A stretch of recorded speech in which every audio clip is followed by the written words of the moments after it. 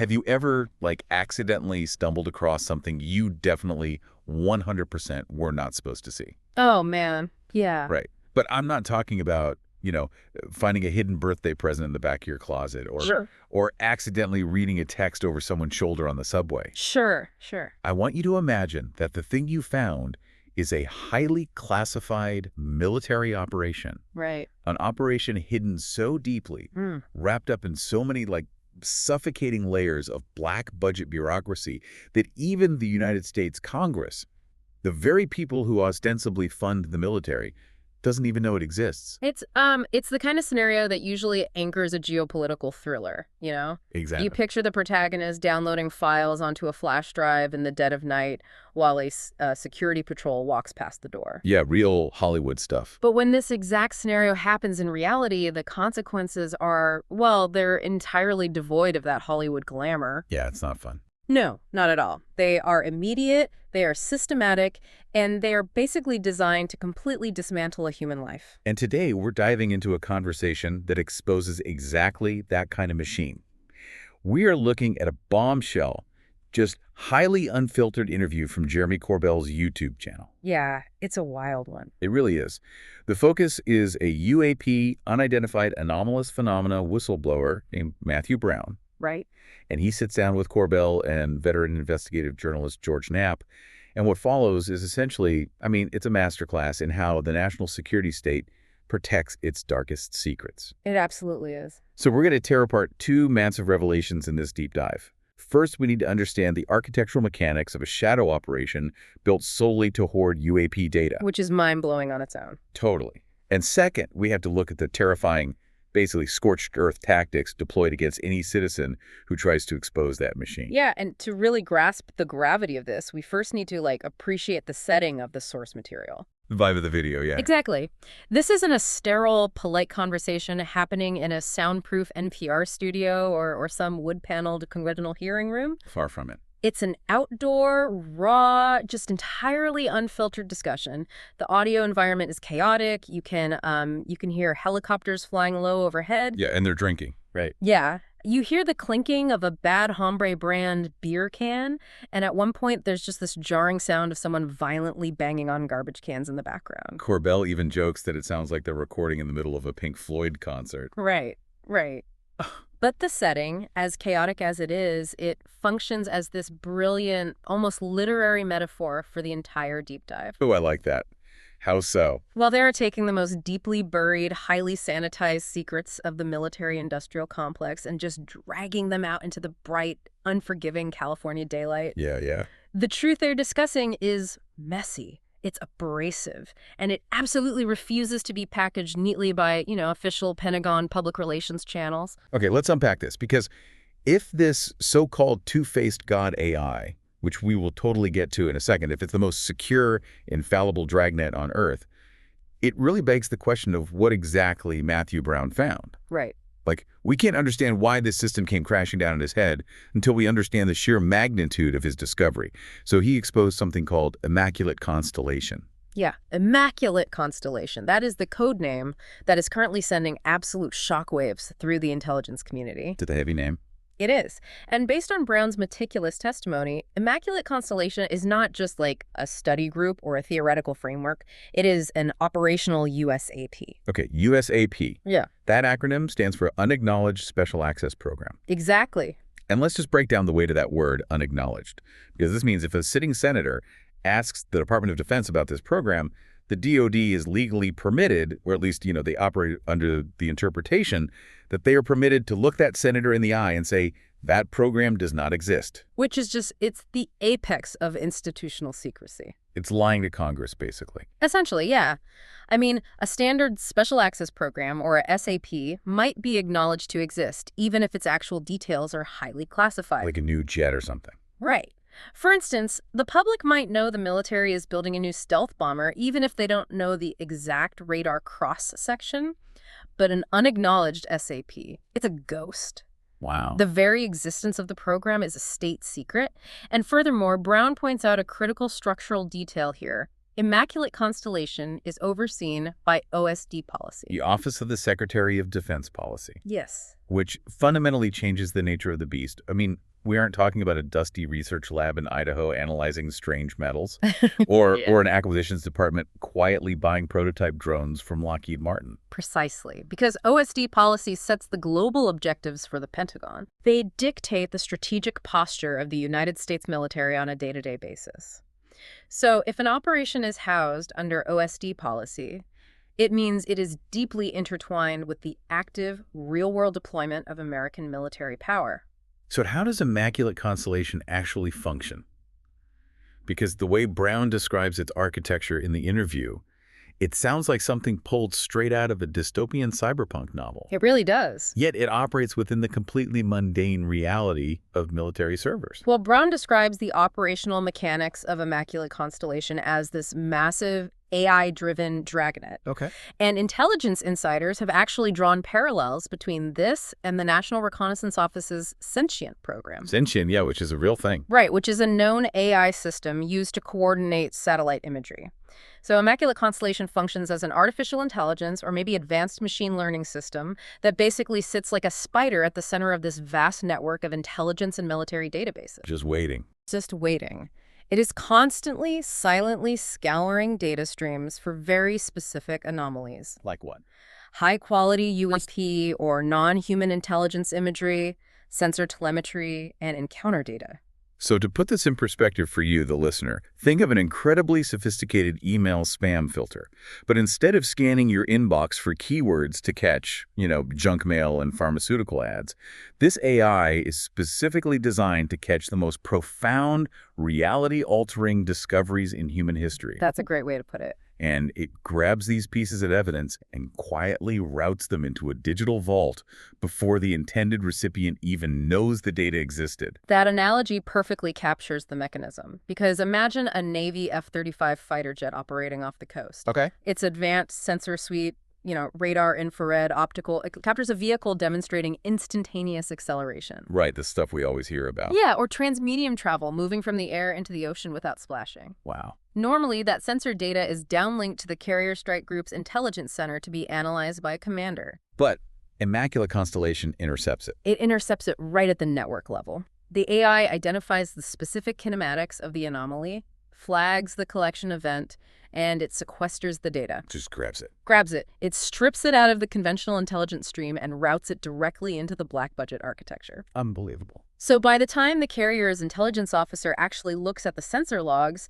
the most critical data might be gone or degraded or just classified at a level they can no longer access. And this dual action is exactly why Brown refers to Immaculate Constellation as the two-faced god. Because it's looking in two directions simultaneously. Exactly. One face looks outward into the infinite data streams of the global military apparatus, processing and identifying the phenomena. Right. And the other face turns inward, deliberately hoarding and hiding that data, ensuring that only a microscopic, hyper-cleared fraction of the military-industrial complex ever lays eyes on it. Brown is incredibly stubborn about the terminology he uses here. Corbell actually has to stop him during the interview to ask why he keeps correcting them when they call it a program. Yeah, he was very specific about that. He insists over and over that Immaculate Constellation is an operation. And the distinction in military parlance is vast. A program is often just a broad administrative umbrella. Like an R&D thing. Right. It could be a funding mechanism to test experimental materials or a budget line for developing new software. But an operation implies active, real-world execution. Boots on the ground, so to speak. Exactly. It means assets are deployed. It means the system is interacting with the physical world to achieve a strategic objective. And most importantly, operations involve real-world risks, often putting human lives on the line. Okay, but I have to push back on the fundamental logic of this operation. Because if this two-faced god is constantly intercepting data from our conventional military forces who, according to the source material, are encountering UAPs on a near-daily basis, isn't this operation actively blinding our own military? Oh, absolutely. I mean, if a pilot encounters something anomalous in a combat zone and the system instantly scrubs the telemetry to hide the secret, you are completely depriving the battle commander of situational awareness. Aren't the architects of this system creating a massive operational hazard just to maintain their monopoly on the data? That is the ultimate paradox of extreme compartmentalization, and I think it reveals the terrifying priorities of the shadow government. Yeah. In their relentless pursuit of absolute information dominance regarding non-human intelligence, they are perfectly willing to keep the vast majority of their own armed forces completely in the dark. Which is wild. Brown points out that our forces are interacting with this phenomenon regularly. So the AI dragnet fulfills the architect's operational need to hoard the data, but it does so by strictly isolating the reality of the situation from the very pilots and commanders who are physically sharing the airspace with these objects. It's putting them in danger. They are prioritizing secrecy over the safety and awareness of the warfighter. Full stop. The level of control is just staggering. I mean, you have billion-dollar AI systems, unacknowledged programs, data intercepted from fighter jets, and yet the way this entire impenetrable fortress was breached is incredibly, almost hilariously banal. It perfectly illustrates that no matter how sophisticated the digital labyrinth is, the human element remains the ultimate point of failure. Right, because we aren't talking about a zero-day exploit or some team of hackers rappelling down an elevator shaft like Mission Impossible. Yeah. Matthew Brown found this out because he's basically doing digital spring cleaning. Yeah, so at the time of the discovery, Brown was working as a highly cleared government contractor focusing on nuclear matters. And he describes doing what he called volunteer duty on the network. He was tasked with cleaning up and organizing a top-secret, SCI-sensitive compartmented information share drive. Just organizing folders? Literally. In any massive bureaucracy, even highly classified ones, files get scattered. People drag and drop things into the wrong folders, naming conventions get ignored, and eventually someone has to go in and reorganize the digital filing cabinet. And he comes across a file with a completely nonsensical, misspelled name. It was called 2018 Shriver Warame. Yeah. It doesn't have flashing red sirens. It doesn't say top secret UFO revelations. It just looks like a mundane, improperly saved document. He opens it simply to figure out which folder it belongs in. And that seemingly mundane PowerPoint presentation was the foundational briefing document for Immaculate Constellation. Wow. It outlined the entire architecture of this shadow operation. I just want you, the listener, to marvel at the sheer irony of this moment.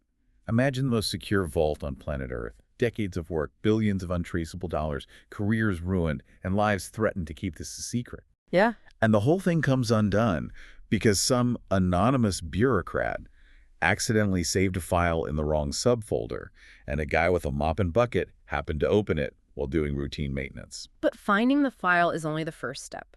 What makes Matthew Brown exceptional is what his brain did with that information. Oh, right, his memory. Right. During the interview, Corbell and Knapp joke about his memory being photogenic, but Brown actually possesses a highly precise, practically photographic retention capability. Which is so lucky for us. Incredibly lucky. He didn't plug in a thumb drive. He didn't print the PowerPoint and stuff it in his jacket. He read the document and retained the structural reality of the operation with incredible fidelity. He took a mental snapshot of the entire architecture. Exactly. And armed with that mental record, he initially approached the Senate Select Committee on Intelligence, the SSCI. Interestingly, he gave them a completely verbal briefing at first. Testing the waters. Yeah, he understood the danger of putting anything in writing before he knew the temperature of the room. But when he sensed that the committee staff were hesitating, perhaps encountering the usual bureaucratic friction or disbelief, he decided to force their hand. Okay. He sat down and drafted a meticulous, highly structured field report. And this report wasn't just a summary of a PowerPoint, right? He took the framework he found and actively investigated it. He cross-referenced the digital document with human intelligence. Yeah, the field report he submitted contained 7 distinct categories of evidence. The first category was the Immaculate Constellation briefing itself. But the 7th category is where the true weight of his investigation lies. The human element. Right. He titled it Sensitive Sources from Mouth to Ear. This represents verified human intelligence. Brown quietly reached out to his network within the legacy defense programs and verified the existence, function, and current operational status of the two-faced god by speaking directly with the people trapped inside the machine. Mouth to ear. There is so much gravity in that phrase. Yeah. But the detail that really solidifies Brown's credibility for me is what he refused to put in the report. Oh, absolutely. He tells Corbell and Knapp that his investigation yielded 42 names, specific individuals and aerospace companies deeply involved in the operation. but he explicitly refused to write those names down for the Senate committee. His caution in that moment reveals a man who deeply, intimately understands the lethal stakes of the intelligence game. Yeah, he wasn't playing around. Not at all. He tells the host that he will not burn good people just to satisfy congressional curiosity. And, in intelligence parlance, burning a source means exposing their identity, thereby subjecting them to immediate retaliation. Because he knows that if he types out those 42 names and hands the paper to a Senate staffer, there is a non-zero chance that list gets leaked back to the architects of Immaculate Constellation. And if that happens, those 42 individuals become immediate targets. Brown is acting not just as a whistleblower, but as a seasoned intelligence professional practicing strict operational security. He is protecting his human assets because he knows the machine he is trying to expose will not hesitate to destroy them. Which makes the next phase of his journey so deeply infuriating. Because here's where it gets really interesting. Yeah. You have a patriot who uncovers a rogue, unacknowledged operation. He meticulously verifies the data. He protects his sources. He brings the evidence directly to the Senate Intelligence Committee through the proper legal channels. The system is designed to embrace this guy, wrap him in whistleblower protections, and root out the corruption. Right. That is the social contract we believe exists between the citizen and the state. If you follow the rules will provide a safe harbor. But the source material absolutely demolishes that illusion. It details how the very concept of a safe harbor was weaponized against him. Let's look at an initiative they refer to as the DIG. So, the DIG was an initiative stood up under the Office of the Director of National Intelligence, the ODNI. And according to the interview, this initiative was created under the authority of Tulsi Gabbard. And to be clear, we are just looking at the facts presented in the interview here without endorsing any political viewpoints. Exactly. The stated goal of the DIG was to aggressively investigate UAPs and broader institutional corruption within the intelligence community. Right, and Corbell describes Gabbard as a gangster, meaning he believes she was entirely genuine in her desire to tear down the wall of secrecy and root out the corruption. Right. But the critical narrative pivot is that the staff working under her, the career intelligence officers, actually executing the DIG on the ground, they completely subverted her intent. They took an initiative designed for transparency and turned it into a honeypot. A total trap. A contact whose name is redacted in the audio reached out to Brown. The pitch was incredibly alluring for a whistleblower carrying the weight of the world. They essentially told him, "We know UAPs are real. We are trying to get to the bottom of this shadow network. Come into our secure facility, tell us what you know, and we have official ODNI UAP whistleblower protection paperwork waiting for you to sign." It sounds like the cavalry has finally arrived. So Brown agrees to the meeting, but consider the mindset of a man who knows he is hunting a two-faced god. Yeah. He doesn't just call an Uber and waltz into the intelligence facility at Liberty Crossing. He takes the metro. And more importantly, he intentionally leaves his cell phone at his house. Which is a vital, chilling detail. Totally. He left his technology behind because he was acutely aware that other UAP whistleblowers who had visited Liberty Crossing had their phones compromised during the meetings. Hacked by their own government. Essentially, yeah. In the world of modern counterintelligence, a cell phone is a glaring vulnerability. By utilizing MSI catchers, which simulate cell towers, or zero-click spyware like Pegasus, intelligence agencies can duplicate a phone's entire contents, turn on its microphone, and track its location without the target ever even tapping a suspicious link. Other whistleblowers actually complained to ODNI security that their devices were acting erratically or cloning data after visiting the facility, and they were met with flat denials. Right. Brown, with his background in threat assessment, wasn't going to take that risk. The fact that a U.S. citizen feels he has to leave his phone in a microwave at home just to safely speak with his own government is staggering. It is. So he arrives at Liberty Crossing, digitally dark. He expects to be escorted to a formal, well-lit conference room to sign his protection paperwork. Instead, his handlers guide him down into the basement. Of course they do. Right. He describes the space as an X-Files Mulder-style office, like a claustrophobic converted storage space crammed with boxes. But it's not just a storage room, it's a SCIF. A sensitive compartmented information facility. And to understand the psychology of this environment, you have to understand what a SCIF physically is. Yeah, explain that. It is essentially a sensory deprivation vault. It is built with acoustic baffling to prevent sound from escaping. It acts as a Faraday cage, blocking all electromagnetic signals from entering or leaving. So no cell service even if he had his phone. Exactly. There are secure conduits, double-door man-traps, and white noise generators. Once those heavy doors seal shut, you are entirely cut off from the outside world. It is designed to be the ultimate safe room for classified discussions, but if you are sitting across from hostile actors, it immediately becomes an interrogation cell. So Brown is sitting in this basement vault waiting for the whistleblower paperwork. The entire premise of the meeting is to get him inducted into the protection program. But the bait and switch happens almost immediately. The paperwork is never placed on the table. It simply does not exist in that room. Instead, after about 15 to 30 minutes of wide-ranging conversation designed to lower his guard, the handlers pivot. They change tactics. Yeah. They ask Brown if he wants to formally enter the ICIG process, the Intelligence Community Inspector General pipeline for UAP whistleblowers. And Brown flatly refuses. He looks at them and calls it a trap. He refuses because he had witnessed his colleagues, other UAT whistleblowers, go through the ICIG meat grinder. Right. He knew from their experiences that the Inspector General route did not result in protection. It resulted in their identities and testimonies being routed directly back to the legacy programs they were trying to expose. It's just feeding them to the wolves. It was a conveyor belt to retaliation. And when Brown declined the ICIG route, the ODNI officials didn't miss a beat. They simply moved on to the next topic. They never once brought up the ODNI protection paperwork again. So put yourself in Matt Brown's shoes in that exact second. You take a train to a secure bunker. You've stripped yourself of your technology because you know your government might hack you. You sit down in a soundproof vault. And as they casually move past the promise of protection, the realization washes over you. This isn't a safe room. This is an interrogation. They aren't trying to help you expose the machine. They are the machine. If we dissect the power dynamics of that moment, it becomes crystal clear that the ODNI handlers were not conducting an investigation into UAPs. They were conducting a counterintelligence assessment of Matthew Brown. Assessing him. They wanted to map his brain. They were probing to find out exactly what he knew about Immaculate Constellation and, crucially, how he knew it. Right. Which subcompartments had he breached? Who had he been talking to? Their singular goal was to identify the leak so they could neutralize it. And Brown, being a trained threat assessor, reads the room in real time. He recognizes the trap closing around him.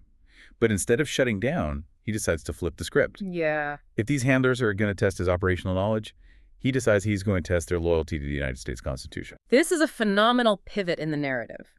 Brown shifts from a defensive posture to an offensive one. Sensing the absolute bad faith of the officers sitting across from him, he decides to intentionally feed them 3 specific pieces of information. It was a deliberate, calculated loyalty test. Let's walk through these 3 tests because the sheer viciousness of the intelligence counterattack that ODNI launched in response is mind-boggling.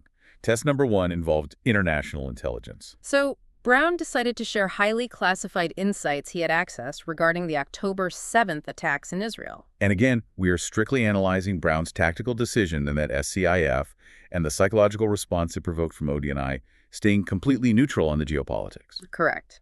Brown explains in the interview that he was deeply, profoundly affected by the raw intelligence he saw regarding the attacks. He specifically mentions the horrific violence against civilians, women, and babies. And he brought up his grave concerns about the actions or inactions of both the U.S. government and allied intelligence agencies. His logic was brilliant in its simplicity. He wanted to see how ODNI would react to a massive terrestrial moral failing. Testing their humanity, basically. Exactly. He figured if these officers won't act in good faith when presented with standard geopolitical intelligence regarding the slaughter of civilians, how on earth could he trust them to handle the ultimate, paradigm-shifting secret of non-human intelligence? It was a profound litmus test for institutional integrity. He was checking to see if they had a moral compass. But ODNI didn't take his concerns and launch an investigation. No. They didn't even file a report. Instead, they took his deep emotional reaction, twisted it into a weapon, and deployed it.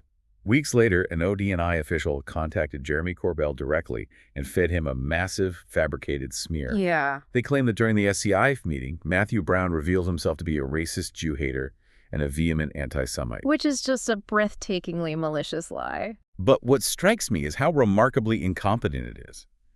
Corbell points out the sheer absurdity of the claim. Brown was literally attending a Jewish wedding, celebrating with his Jewish friends, at the exact moment Corbell called to warn him about the smear campaign. Oh, the irony is unbelievable. Furthermore, Brown confirms on camera that he has verified Jewish DNA. The incompetence of the lie is a critical point of analysis here. In the dark arts of intelligence work, character assassination is a foundational tool. Right. The philosophy is brutally simple. If the message is unassailable, you destroy the messenger. You paint the whistleblower as mentally unstable, deeply prejudiced, or fundamentally untrustworthy, creating this toxic aura so that journalists and lawmakers will refuse to listen to their disclosures. But I have to push back on this. We're talking about the apex predators of the intelligence community. These are the people running unacknowledged operations and conducting basement SCIF interrogations. Why are their lies so sloppy?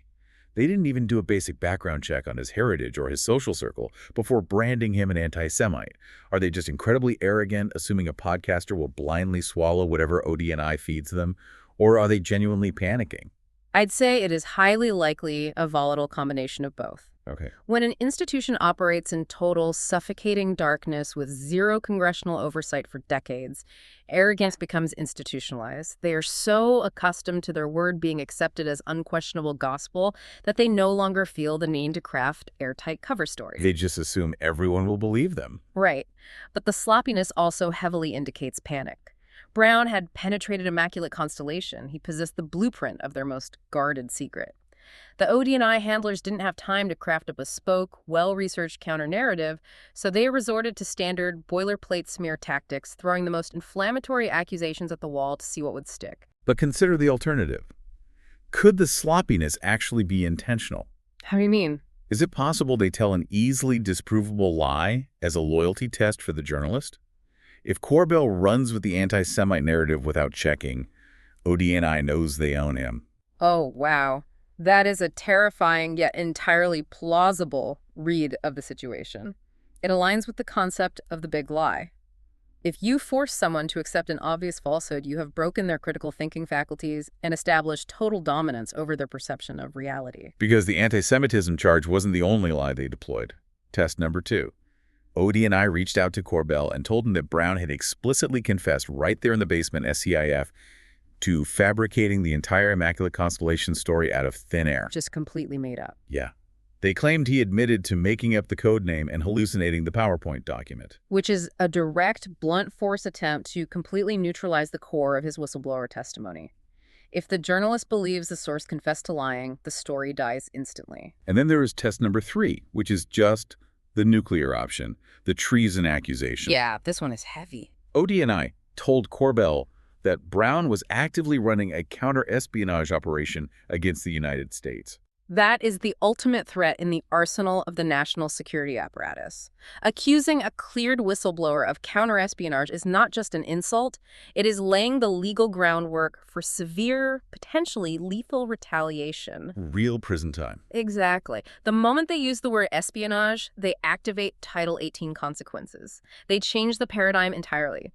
Brown is no longer a disgruntled employee or a concerned citizen. He is legally categorized as an enemy of the state. And think about the sheer audacity of this. They took what was supposed to be a legally protected, absolutely confidential whistleblower conversation inside a STIF, twisted it into 3 blatant malicious lies, and then gossiped about it to a YouTuber in an attempt to turn him against his own source. Fortunately, the psychological operation completely failed. Right. Corbell and Knapp are veteran journalists in this space. They had already spent months independently verifying Brown's background, his credentials, and the data he provided. They recognized the ODNI outreach exactly for what it was, a desperate smear campaign. But they didn't stop there. No, the institutional retaliation didn't stop at spreading rumors to podcasters.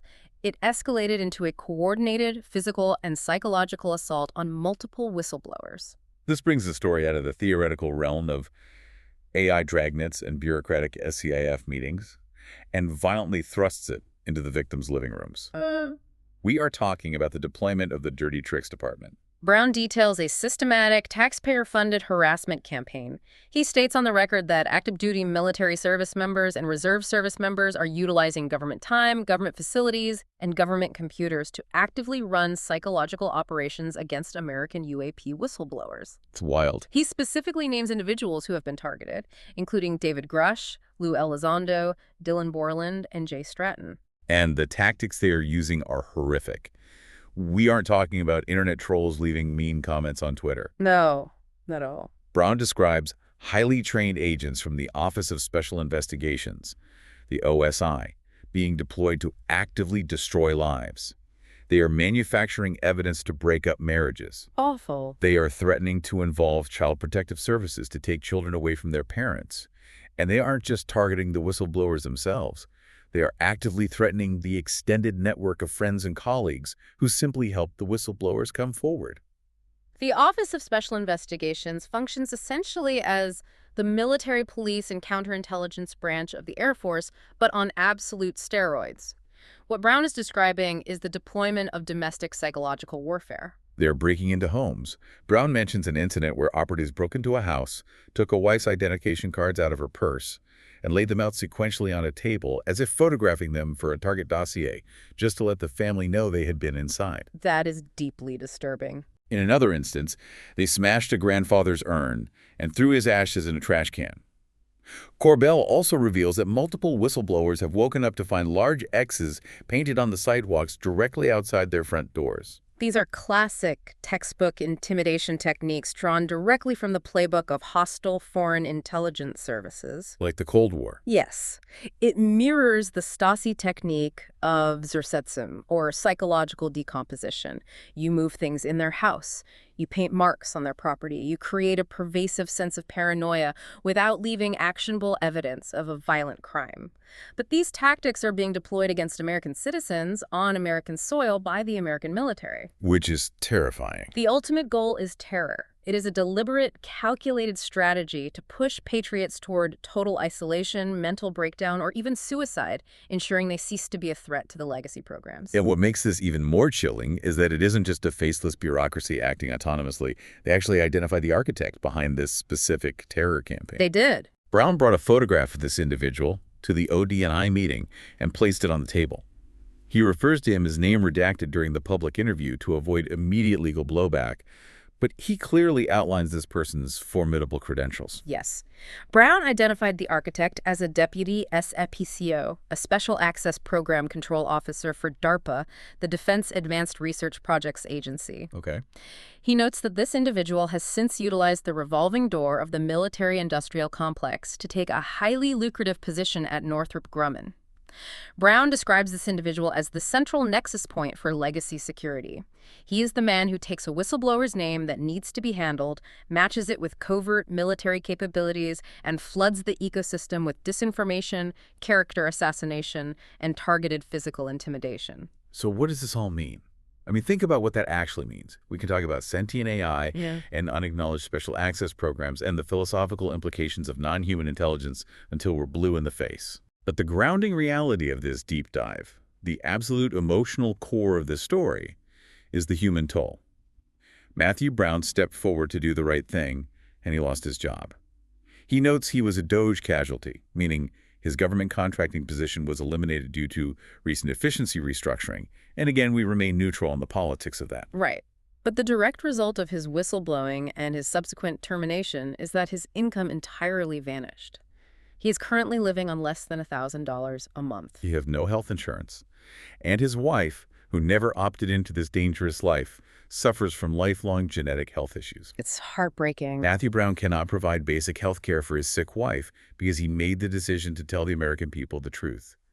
He admits to the host that he cries basically every single morning, partly from the crushing financial and psychological stress, but mainly because he feels a profound sense of grief that humanity is failing to meet the challenge of this discovery. His situation completely and utterly demolishes the cynical online narrative that UAP whistleblowers are doing this for fame, book deals, or financial gain. Nobody does this for money. Exactly. Brown explicitly states to the camera that there is no money in ufology. There is only ruin. If you step forward, you lose your career. You lose your security clearance, you lose your financial stability, and you subject yourself and your family to military-grade psychological torture. It is incredibly heavy. It is suffocating to think about the weight this man is carrying. Yeah. So, given this level of total entrenched institutional corruption, a system where the government will smash your grandfather's ashes in a trash can just to keep a secret, how do you possibly fight back? It seems impossible. It really does. Which leads us to the final act of the interview, the radical pivot to a strategy of lawfare. Yeah, so Brown and his network of allies have come to the grim realization that the traditional avenues for truth and reconciliation are either hopelessly compromised or entirely gridlocked. They discuss the current political climate, specifically referencing President Trump's recent directive to declassify UAP files. And looking objectively at Brown's reaction to this executive order, keeping our political neutrality here, he is highly skeptical that it will yield any genuine results. He is profoundly skeptical. He directly compares the promised declassification of UAP files to the ongoing, heavily redacted mishandling of the Epstein files. Ah, right. His argument is rooted in historical precedent. The executive branch and the intelligence agencies have continually shown a willingness to contravene the legislative branch's demands for transparency. They just won't do it. Right. He views this insubordination as a slow-rolling constitutional crisis. He does not believe the executive branch, regardless of which political party currently occupies the Oval Office, will ever willingly hand over the keys to the kingdom. The deep state protects itself first. Corbell brings a slightly more optimistic energy to the table, though. He shares a wild behind-the-scenes story about being contacted by a Pentagon communications team right before the State of the Union address. Yeah, that was an interesting anecdote. Corbell says that 7 different intelligence and military agencies scrambled a massive meeting at 9:00 a.m. in Washington, D.C., solely because Corbell was scheduled to go on international news that evening. They were desperate to align their public messaging just in case the president mentioned UAPs during the speech. And Corbell interprets that frantic scramble as hard evidence that the government is finally on its back foot. It's like they're sweating. Yeah. They are no longer ignoring the issue. They are actively reacting to the immense pressure generated by the whistleblowers. But Brown maintains his pragmatic stance, arguing that hoping for a benevolent, executive-led disclosure is a fool's errand. Which is exactly why they are abandoning Washington, D.C. and changing the battlefield entirely. Brown and fellow whistleblower Dylan Borland announced they are launching a nonprofit organization. Right. Their goal is not to lobby Congress for another toothless hearing. Their goal is not to beg the president for an executive order. Their goal is to wage aggressive, relentless lawfare. They intend to bypass the political gridlock entirely and drag the intelligence community into the judicial system. As Brown vividly puts it, they want to light the legacy programs on fire with lawsuits. But let me ask you to analyze the reality of this strategy. Can a grassroots nonprofit, run by guys living on $1,000 a month, really take on the unlimited legal budget of the military-industrial complex in a federal courtroom? It's a David and Goliath situation. Truly, they are fighting entities like Northrop Grumman and the DoD, who have bottomless black budgets and armies of lawyers. Is the strategy actually to win a verdict? Or is the goal simply to make so much noise, to file so many motions, that maintaining the secrecy becomes too legally and financially painful? It is a brilliant strategy of forced attrition, really. And the judicial branch is the ultimate wildcard for the intelligence community. Black programs like Immaculate Constellation survive precisely because they exist entirely in the shadows, far outside the bounds of standard congressional oversight. Right. But the American court system relies on the discovery process. It requires sworn affidavits under penalty of perjury. It requires the production of evidence, the subpoena of communications, and the generation of public records. Yeah, and federal judges generally don't care how classified your program is if you are actively violating the civil rights of American citizens. Exactly the point. Even if the government invokes the state secrets privilege to shut down a lawsuit, which they frequently do, Right. they are forced to do so on the public record. In front of everyone. Yes, they have to send a lawyer into a courtroom, stand in front of a federal judge, and legally justify their secrecy. Lawfare drags the invisible, unaccountable machine into a venue where it is forced, layer by layer, to explain itself. Every motion filed, every subpoena issued, chips away at the wall of secrecy. It brings us right back to the setting of the interview, doesn't it? Dragging the darkest secrets of the state out of the basement SCIFs and into the bright, unforgiving California sun. It is the only tactical advantage the citizen has left. As we wrap up this deep dive, Let's just take a breath and look at the incredible, really unsettling journey we've mapped out today. We started with a digital janitor doing routine file maintenance on a classified server who accidentally unmasked a two-faced godrake, an infallible AI dragnet designed to hoard the greatest secrets of human history and blind our own military in the process. It's just wild to think about. You saw that man try to do the right thing, taking his meticulously gathered evidence to Congress, only to be lured into a basement SEIF, interrogated by his own government, and smeared as a treasonous anti-Semite. And we witnessed the brutal, sobering reality of the intelligence state's retaliation. The active deployment of psychological warfare against American citizens, the shattered careers, the terrorized children, the painted X's on sidewalks, and the immense, crushing personal suffering of families whose only crime was wanting to tell the truth.